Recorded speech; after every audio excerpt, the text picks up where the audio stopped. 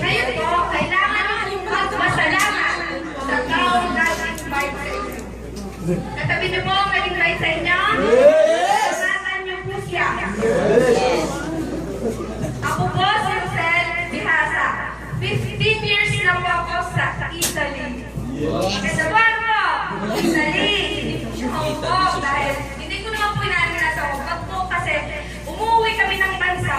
Marami po kami nakakasabay sa aeroplano na galing Dubai, Hongkong. Lagi na sinasabi, wow, ang swerte mo naman, nasa Italy ka. Ganun nga po, totoo po yun. Dahil kung sutusin po, malaki naman po sinusweldo namin mag-asawa. Ang asawa ko po yung sinusweldo ng almost 130 a month.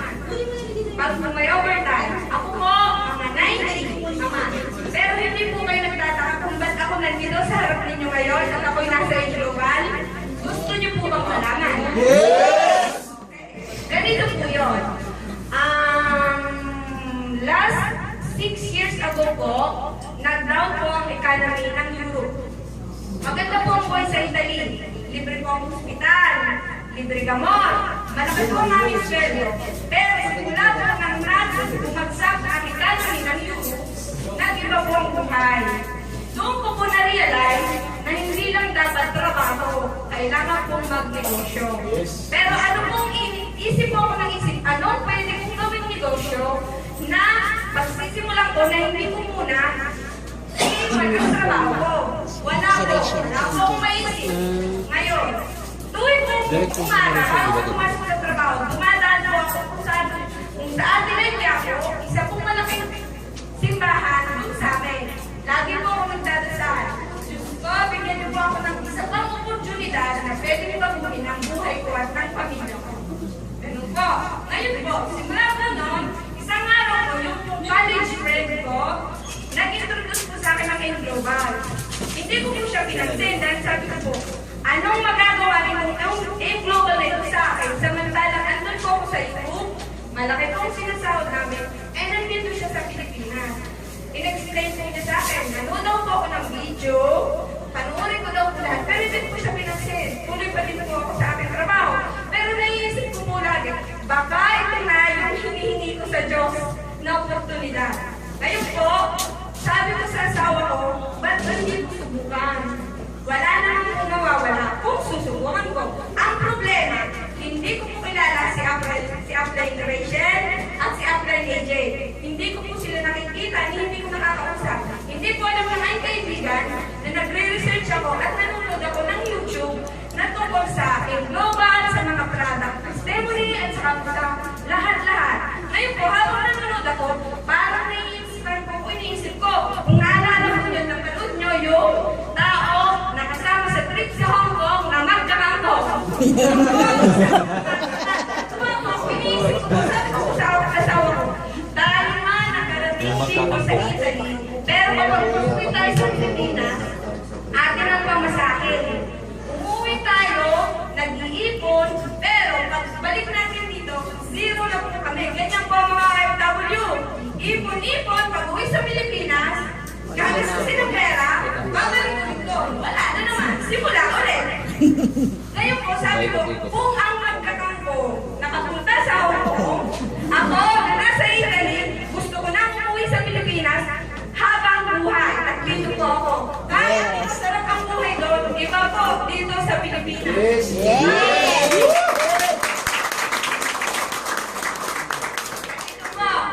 Di ganun po.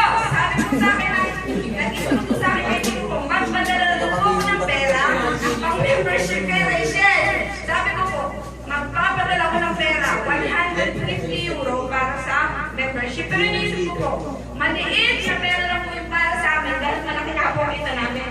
Pero pera pa din po yun. Hindi ko siya kilala. Hindi ko nakikita.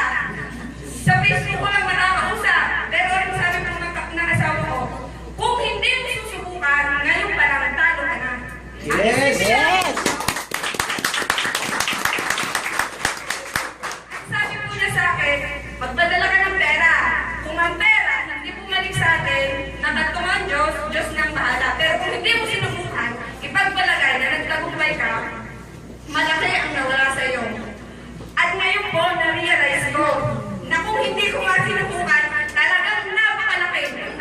Tapos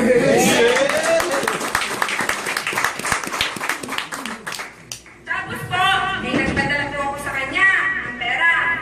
Ngayon po, ang aming problema ay napakarami. Kayo po dito, napakaswerte niyo po. Bakit? Libre training, libre lahat. Ako po, mag-isa po ginawa ko to. Ginapalang ko po ang mukha ko. Ginakasama ko po ang loob ko. Dumating po yung time, ito po, mahirap po talaga sa simula. Nung una po, nag-aaway po kami magkasawa. Bakit?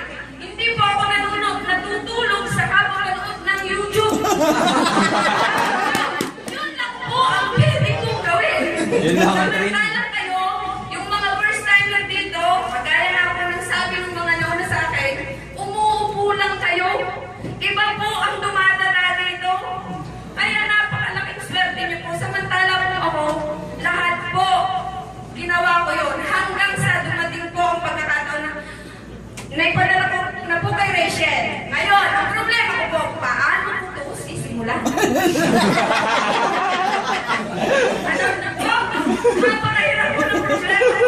Paano ko sisimulan ang magandang negosyo na nakita ko?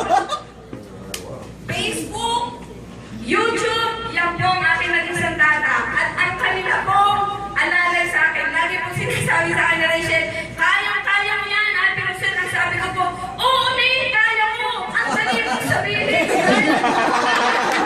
Ang hirap yan yan. Wala po ako ni pamphlet. Wala po ako ni TV. Wala po ako ni product na kumikita sa tao. Paano ko gagawin yun?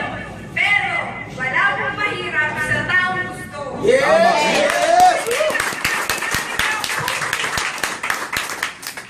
Lahat po ng bagay may paraan. At lagi ko pong sinasabing lahat ng bagay may dahilan.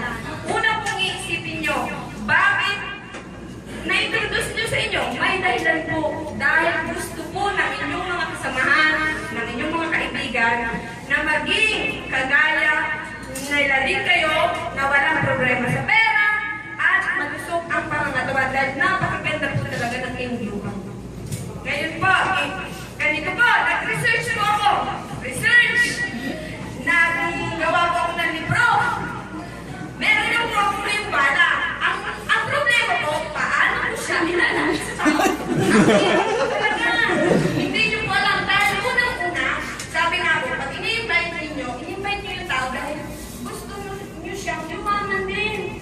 Concern kayo sa kanila. Alam nyo po kung sino una kong nilapitan?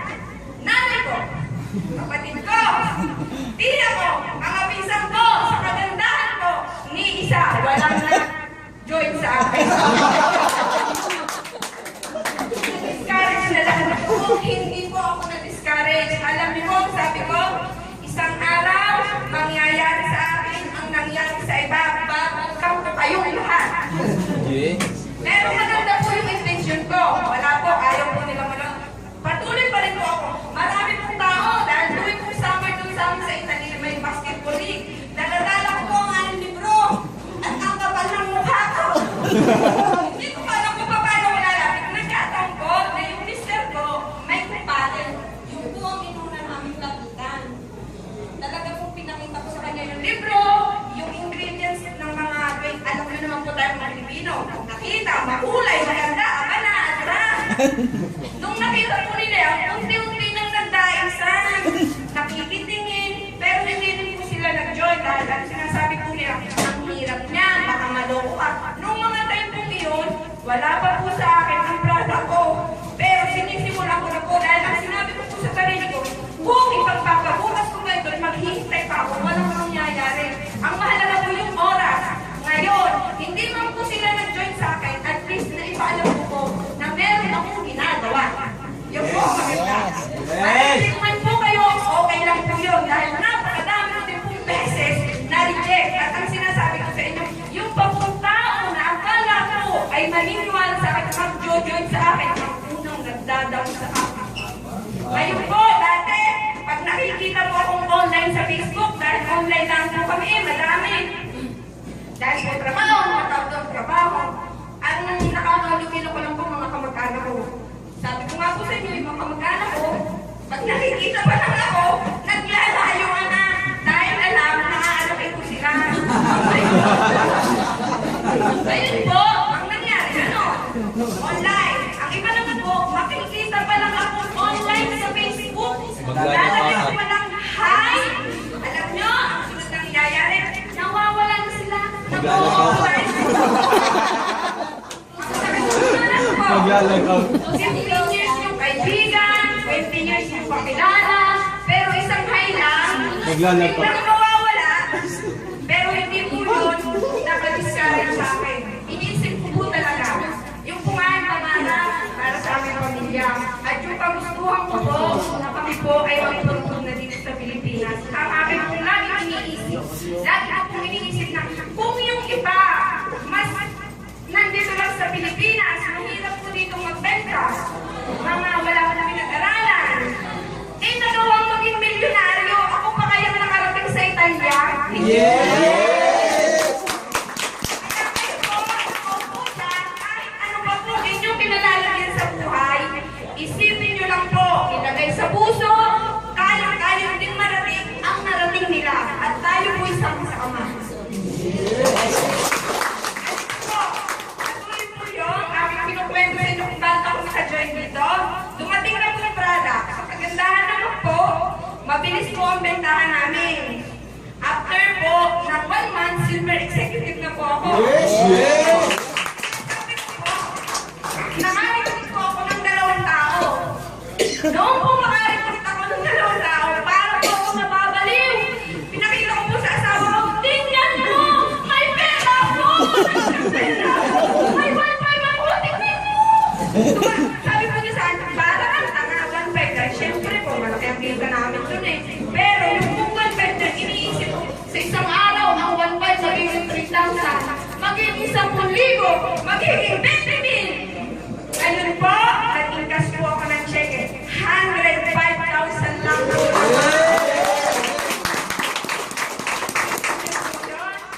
Tapos po, may 200 na downlines na ako sa Italy.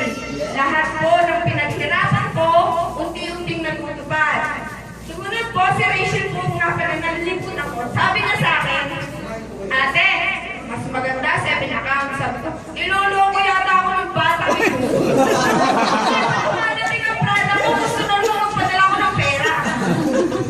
Pero sabi po niya, sige na, panukutin mo ito ate, para rin din sa'yo. Kaya, yung po mga nag-i-invite sa inyo, hindi po kayo nila ini-invite para lang sila kumita. Dahil yun din po ang unang naramdaman ko doon sa kaibigan ko. Ay, kaya pala nito ko na-invite. Gusto may 500 sa akin. Pero nung po naunawahan ko at nararamdaman ko na ang resulta ngayon, unti-unti, ang sabi ko po sa sarili ko, salamat sa kaibigan ko dahil in-introduce niya sa akin ng InGlobal. Dahil kung hindi po, wala po akong nakikitang maliwanag na daan para mas maagap na marating ang aking pangarap para sa aking pamilya at para sa aming mga anak. Mahirap po isipin dahil talaga pong mahirap. Pero kung kayo po'y determinado at gusto niyong magbago ang inyong buhay, ay talaga pong magbabago ang buhay niyo. Totoo po, dahil ako po'y nandito ngayon.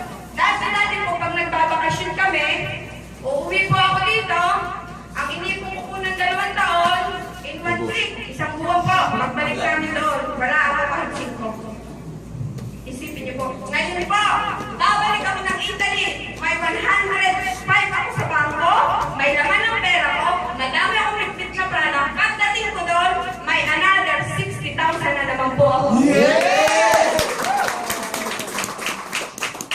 Yun po, ngayon ang nararanasan ko, kaya kung kayo po, hindi pa nagjo-joy, ang masasabi ko lang sa inyo, huwag kayong lalabas ng pinto na hindi kayo nag-baby. Ang mawawala sa inyo, nasaan mo po yan?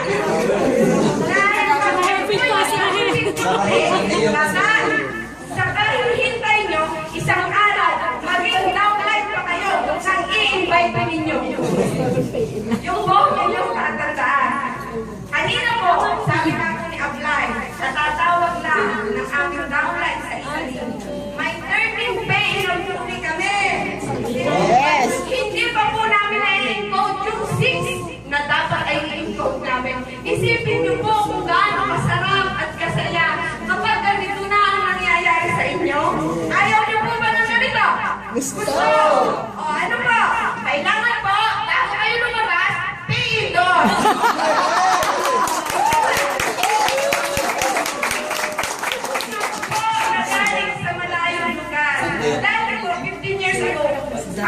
pinakita ko lang itong ways para mabago ang buhay. Dahil lumaki po ako sa hirap. Hindi pa po maanak ang baboy. May isang utang na ng nanay ko. Kaya lagi sabi ko po, pag nakapunta ako sa abroad, magbabago ang buhay natin. Hindi po pala. Dahil sa abroad, trabaho pa rin lang din. Hindi kayo. Trabaho. Wala na trabaho. Wala na po. Samantala kasi yung global mo, habang buhay. Minsan lang kayo naghihirap, basta isa puso nyo, wala